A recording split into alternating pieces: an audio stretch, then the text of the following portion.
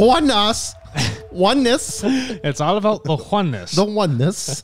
The oneness begets the creation of the... Zwei. One. Zwei. Yes. Not drei. Nicht drei. Zwei. Yes. Alex. Yes, Jason. What are we going to talk about today? Well, the first thing I want to talk about is a shout out to Quality Mazda here in Albuquerque. They're one of our fantastic sponsors that allow us to do this here and support the show and support the teaching that is going on. So if you are in the local area and you're looking for a very seamless, comfortable, non-pushy process of the new car buying experience, go to Quality Mazda. Yes, and we also want to thank Tartle, TARTLE.co, where you can share your data, earn money, and change your world. Changing your world, that's an interesting statement. And I know we're going to talk about world today, but change your world, Tartle.co. You can, as a sign up or a user with Tartle.co, you can actually go on there, take what you're using already, which is your data every day. Yep. Millions and millions of little ones and zeros going around. Yeah. You can take those, and then we have the big seven. The big seven at Tartle.co is climate stability, educational access, human rights, global peace, public health, government and corporate transparency, and economic equalization. You can take all of those seven, share your data, and in turn help those seven causes. Right. You can even choose which causes you want. Yeah. If I'm only interested in, public health, well, that's the only thing I need to donate my earnings towards. That's a very helpful thing, but it's all about that perspective. What is your reality? Yes. And I want to kind of dive into that because you brought up this morning when I walked in, thoughts you had about virtual reality. We've had the Oculus goggles and all that other stuff that's come out, from Facebook and PlayStation. But how does that actually play into a metaphor of your emotions and how you actually respond to something if you're in this virtual reality? Yeah, I began to think of, the reason I let me start from the beginning. So I was listening to someone speak about they were using psychedelics, and they had extraterrestrial beings talking to them, and whether this is the mind creating this. There's still a big debate on that. Still sounds like fun though. Yeah, and so they were watching a person eat chicken wings. And so then the trees were became alive, and that chicken wing became alive, and it was, they said that it was, eating,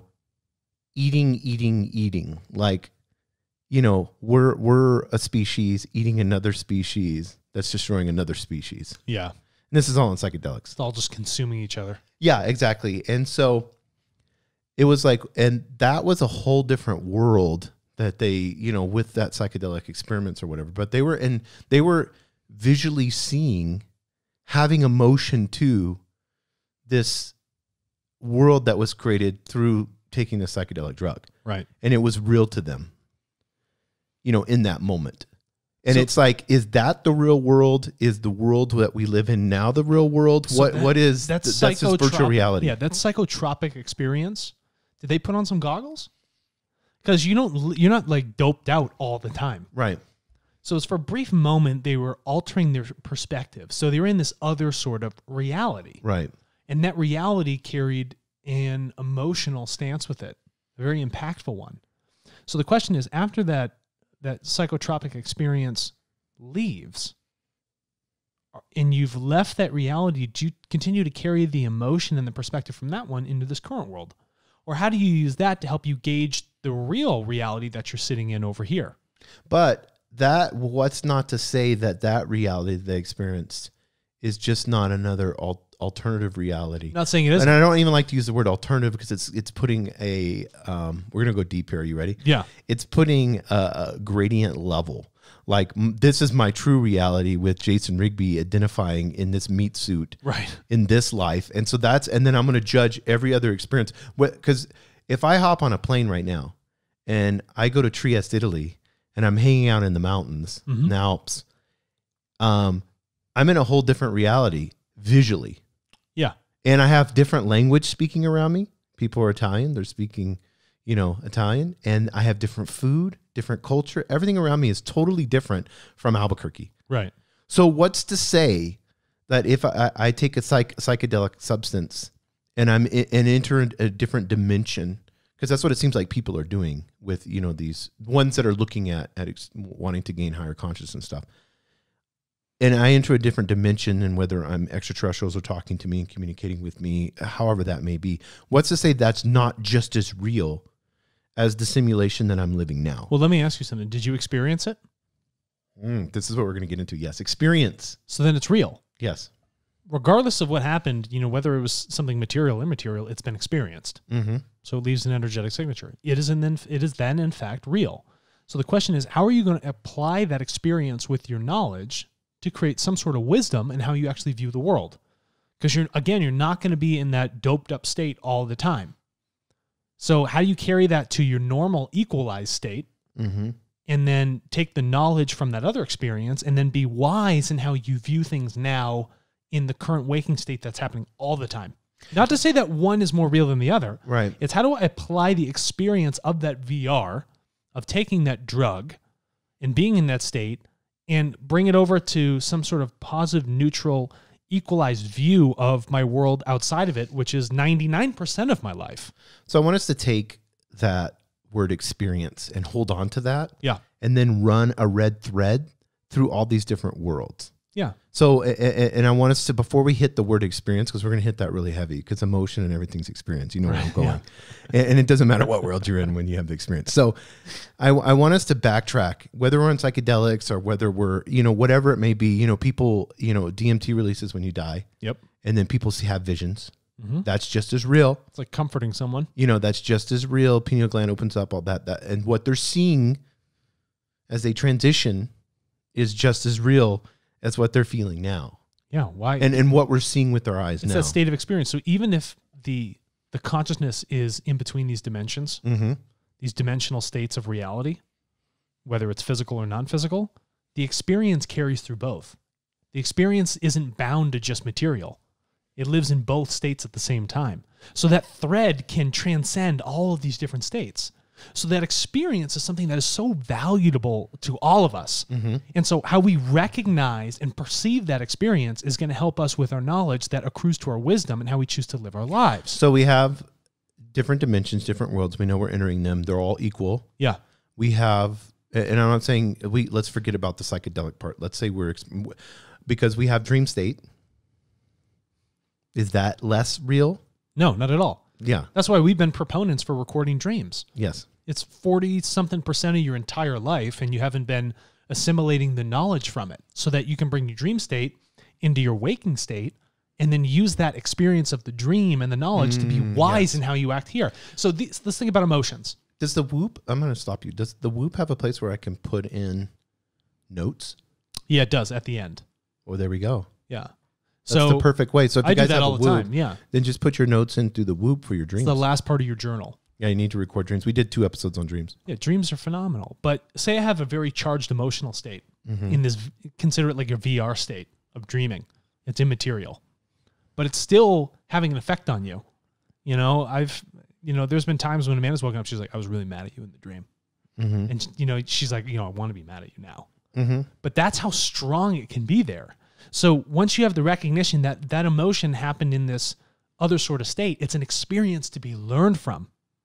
It's not necessarily something truthful that happened over here. The experience is truthful. You've lived that experience. That, in fact, did happen. But that was through the applied, other state of the consciousness that is helping you learn while you're over here so you can carry that learning into the waking state and help that evolve. But I don't want to get too much into awareness now because we're going to talk about that. Yeah. Because I still want to stay. Because we want to push through so fast. I know. And get through because this is so interesting and so fun, Alex. So I'm trying to purposely slow us down so we can explain more to everyone. So let's stay with the experience because awareness is how you handle the experience. How you handle the experience. Yeah. So that's the next step. Okay. And then at the end, we'll get really, really practical on it with emotion and stuff. You experience things 2 ways, physically and non-physically. Mm-hmm. Okay. Material, immaterial, coarse or fine. Regardless of how this comes into your body, out of your body, how you live in that environment. There's an experience happening on both of those levels simultaneously. Mm-hmm. They're not independent of one another, okay? They're dependent on both. They are two separate things, but they rely on an interaction. There's a cause and effect of that experience. So whatever you're doing, whatever you're thinking, whatever you're feeling, all of these specific things, right? Or if you got hurt or you're having a great day or something, there's a material joy that happens. Through that experience, there is an experience that is shared in the material. If that was the driver, that affects the immaterial. Or if it's something that happens strictly in the immaterial, it's also affecting your material self. So let me take it back because I didn't explain the virtual reality because I got into psychedelics. Yeah. So whenever you put those Oculus or whatever VR, there's going to be even newer ones. Ready Player One, that movie shows all this. Great film. So whenever you put those, that now you're entering a virtual reality. Yeah. Which I would say is if we're all in a simulation, then that's just a reality, just another reality. It's not virtual. No. You can't say it's less than. Just because it's computer generated doesn't mean that it's because it's going to generate emotion, awareness. It generates an experience. Yes, you could become very wise if the VR was set up, if the program was set up to have you put in situations that would make you more emotionally intelligent. Yes, you would become a very wise person by having these goggles on 8 hours a day. Why do you think they train Air Force pilots with virtual reality? Yes, you don't have to send the plane out there to get the same sort of stimulus within the body. So putting virtual reality, this is a realization that came to me yesterday. I was talking to you off air about, if I put these virtual reality glasses on and I'm in this world, this different virtual reality world, they have one game where you walk on a ledge of a high-rise building. That's interesting. Yeah. And people even put out like a 2x4 on just on the floor, because that gives you a little bit of elevation. Got it. So you're feeling like you're having to balance on something. You're getting like, oh, like I'm up high. Oh my goodness. But deep down inside, in your brain, you've convinced yourself it's virtual reality. And if you fall off the 2x4, you're only falling 2 inches. You may knock your head on something. Yeah, you could. But you're not, there's a much lower. You're safe. Yeah, you're safe. You're comfortable. Yeah. Even though you're getting your adrenaline, pumping, you still feel safe and comfortable because you're realizing, and this is awareness, and I still want to stay away from awareness for a while, but you're realizing that you're in something that you view as virtual, so you're safe. Here we go. Now this is where when you talk about, you're distancing yourself from it. Yeah, you are. You're actually distancing yourself from the experience.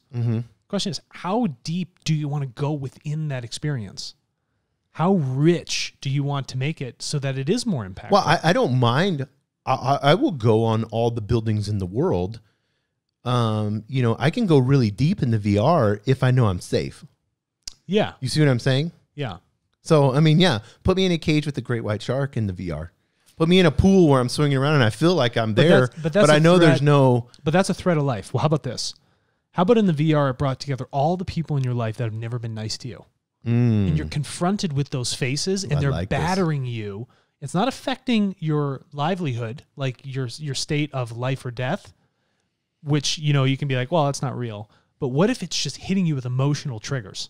Strictly emotional triggers the whole time. And you knew that these were people, but they weren't the actual people coming to you. So you would be more open. Well, let me ask you this. Right. Does it really matter who the person is that's coming at you or what's being said and how you're perceiving it?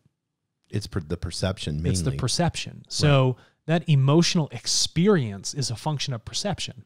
And you can continue to go deeper. And when your life is not threatened, you can really do a lot in that perspective if you choose to go in deep. Yeah, the perspective I have on that's helped me is this person lives in a totally different world. There's no way that I can figure out what a person is thinking in their head. You'll never be in my head. Yeah, no one can never know what I'm thinking. I'm thinking some pretty fucked up shit sometimes. Yeah. And sometimes I'm thinking some absolutely amazing things. Yeah. And a lot of things that I think of, I would never share with anybody. No, we're all that way. But the thing is, you have to find the balance between both. Or why did I have that thought? Okay, and that's when experience so you've gathered all this experience. It only does you any good when you start to become aware of it and then apply it. Otherwise, the experience does you no good. You can travel the world, but if you learn nothing about other cultures, being there, being dropped in these different, experiences, like being in Trieste and learning from it and applying it properly, well, then you're pretty much screwed. If you're going to a country and you start to, what do you call it when you disrespect somebody? Well, I mean, yeah, but say I go somewhere and I'm doing something that doesn't align with the culture. When in Rome, act like Rome. Yeah, that type of. If I'm, really, truly like disrespecting someone at that core level, I'm not learning from the experience of where I am. If I continue to walk around and just show total disrespect, what's learned? There's no unity, nothing. And then from that experience, you're just your old self. So there's no point in you really traveling the globe and immersing yourself there. Yeah, it'd be the same as now, no matter where you went, not having a mask on and then trying to shake somebody's hand. Yeah. No one wants to shake your hand and they want you to have a mask on. Right. So, I mean, it's the same. You're coming into a situation. This is really important what you said, Alex. You're coming into a situation from your world, assuming that you're displaying your own responsibility, and then you don't see it. Let's get it this way. Because you're in your world, you don't see that there's an issue with you not wearing a mask and shaking the person's hand. You're just trying to be friendly, but everyone around you is looking at you all weird, distancing yourself and pissed off. Right. Because you don't see, you're not, and we'll get into awareness. You don't see, you're not aware enough to understand why won't this person shake my hand? Yeah, you're not aware of the experience you're creating yourself and how you are involved in those other individuals' experiences also. Because that other person's, you may say something to someone. This is very important. I've had this before. I said something to someone one time, and they came back to me later and said that triggered me from when I was abused when I was younger. Yeah. And this is a very enlightened person that said this. And I always tell people that, yeah, I got upset, I got red, my face got flushed, I got very angry, but I knew that was me being protective from the situation I experienced. I was very polite and nice and was trying to hold them accountable to do a task because it wasn't done. They took it as I'm a male authority figure, and through that process, they instantly took their world, put their emotion on it, and then in that moment, they were triggered and then felt trapped, scared. It even changed the physical part of them. That their reality then started in their thoughts. All reality starts in our thoughts. That's precisely correct. Ooh, I know. So that experience is so important, and then you need to become aware of the experience you are having. What brought that experience on? And then how am I going to learn from it and then now start to apply that? How do I then become aware? So if I'm experiencing things in all these different realms all the time, how do I apply that so it actually is logical and rational and helps me evolve into more richer experiences? I can have the same dull experiences all the time. I can, be confronted with the same hardships, but I've driven myself there. I'm not learning from those experiences. So I fall into them all the time, into this cycle. My thoughts keep driving me back to it with my actions. So the only way to move beyond that, right, is to assimilate with that experience through awareness. Learn what needs to be learned. Integrate with the experience rather than shell it off or not paying attention to it or be that person that is. But I mean, so you're in this. Okay, let's take this situation that happened. This person got triggered or whatever. So in the situation that you're in, and it was so beautiful that they came to me and shared that afterwards, and it changed the relationship after that in a good way. Yeah. But you're in that experience and you're feeling that. That virtual reality goggle is on. And what you're seeing, you wouldn't have gotten that emotion if you knew the reality that you're in that moment. You see what I'm saying? Instead, you got sucked into the VR. You thought it was real. Yeah. Well, yeah, my boss is talking to me and he's holding me accountable to do a task. And this is my identity now. Yeah. I've identified with being a victim. With the victimization of my past. But in reality, he's not trying to make me a victim again. He's just saying, this is your job. You're responsible for doing this. But how would that emotion be if you're in complete awareness to consciousness? How would that emotion be? You would be able to neutralize that emotion. So you wouldn't spiral out of control. You'd recognize, wait a minute, I feel an emotional response coming on. No, I don't feel it. I can sense an emotional response coming on. it's leading me to have this feeling on how I am going to interact with this individual, I need to slow down for a moment. I need to really think about the interaction from this individual's reality, experience, and perspective and my own.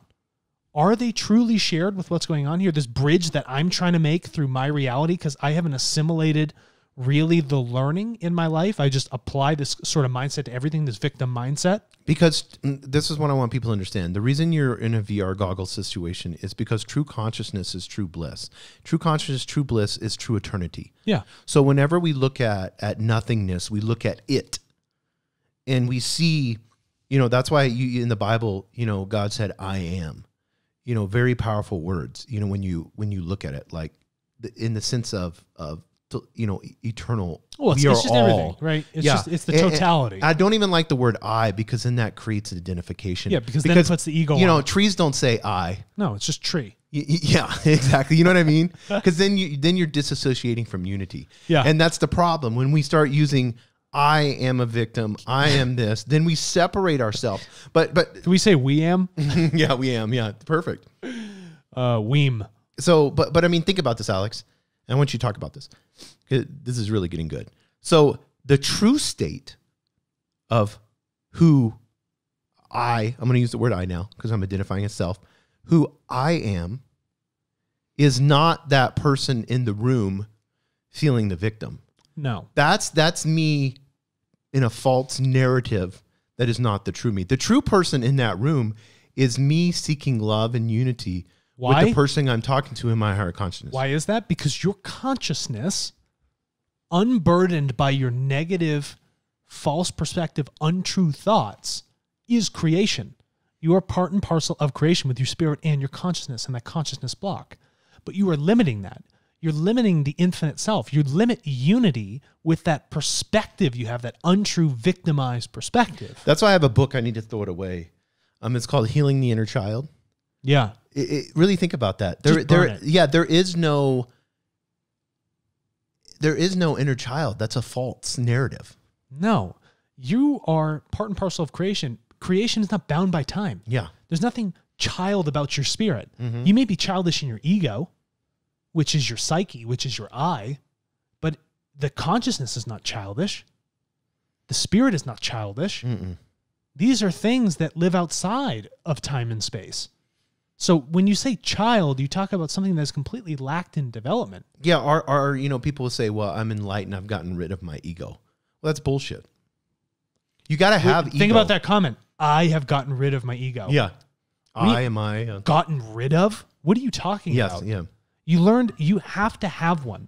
So you've learned to work with the experience of having an ego so that you neutralize its very, negative, materialistic, self-satisfying thoughts. The ego you have to have. That's the thing that saves you from that cheetah that's chasing you. It's an unenlightened statement for someone to say something like that. It saves you from that cheetah. Yeah, of course. It causes like, cold. I'm cold. I need to build a fire. We don't realize the importance of the ego in this meat suit. And it's put for us to be able to survive. They bash it all the time. It's not about bashing it and trying to get rid of it. It's trying to help mold it. The ego needs to be molded. It needs to be taught what to do. It needs to bridge that pathway from, and through awareness, we bridge the pathway from self to consciousness. And with that awareness, you can remove those negative thoughts. So it's being aware of no thought, which allows the creativity of spirit and consciousness to flow, to feel that infinite part of creation actually rise through you, rather than limiting your world through anger, fear, anxiety, disassociation, disunity, chaos, polarization, dogmatism, all of those things. Those sit in the ego. Those sit in this false narrative of what life and evolution actually is. Those are not creational ideas. Those are anti-creational. But so many spiritual teachers that are out there say you need, follow these teachings, do this, do that. And then they're imposing on someone's free will. But more importantly, when you begin to create rules and regulations on how to become enlightened, that's disenlightening. If you say this is the only way you can do something, you need to live this specific way. No. Let's look at it here in our standpoint. There is creation. There are laws of physics. There are laws of creation for how creation operates in its logical, rational path. We're not telling you to take it a certain way. Use anything you want. We're just saying if you want to align with the thing that gives you life, this is how it operates. Right. But you can still do whatever the hell you want. Well, and everybody's gonna be unique, just as much as my reincarnation is totally unique to my spirit, in the sense of I had totally different bodies that I was in than you were. There's no uniqueness to some guru coming in and say you need to do this step, this step, this step, this step.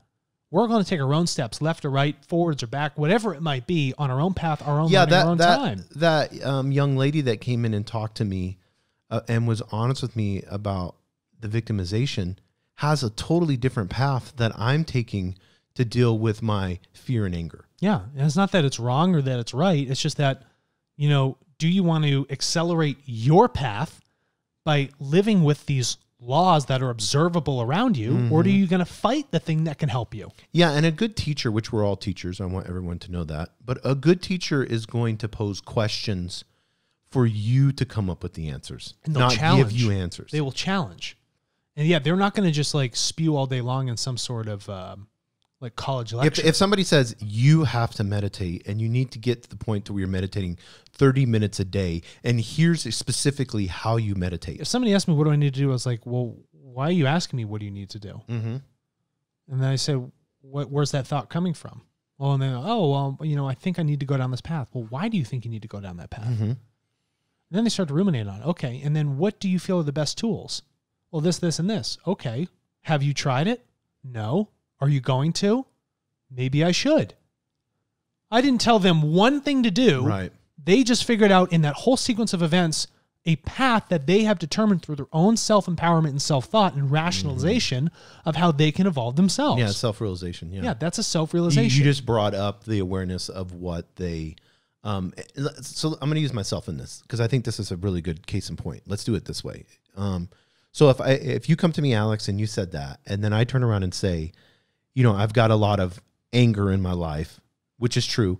I've got a lot of anger in my life, and I need to learn how not to take that anger and say demeaning things about people to protect myself of my shallow ego. Yeah, you know what I mean? Projecting. So that is my own unique, specific project, I guess that you could call it, that I have to work on to build those bridges of consciousness. It's something so specific to you. How could a guru figure out something that is so specific to you? Yeah, so I would say, okay, now that I've identified the problem, if you want to call it a problem, let's say, and now you've identified the error. The error, yeah. So how do I align with creation on that? Okay, well, I need to watch the words that I say and make sure everything that I say is unifying. And why would you want to watch the words that you say? Because I always need to make sure that I'm speaking truth and I'm being selfless with the person that I'm standing in front of, not demeaning them to give myself a boost because I truly feel in my fear that I'm not worthy. Right. And so why would you feel that that is necessary? And why have that fear? Because it's the protective mechanism. Why do you feel like you need to protect it? Okay, this is good. I love this, Alex. See, this is the way it should be done. Because I've identified with this fear as me moving in life and getting ahead. Okay, so you use fear to think that that's helping you evolve and move to a higher exactly state. Yes, to evolve. Yeah. So why? Because if I think of all the negative things and I think of all worst case scenario, then I can turn around and have counter punches for all of them because I'm always in defensive mode. Yeah. And then I'm prepared, and now I will outshine everyone else because I'm prepared and I can move up the ladder by just tearing through. So why do you need to outshine somebody else? Yeah, exactly. Why because I'm always outshining? because I'm always feeling like I'm not worthy enough. And why are you not worthy?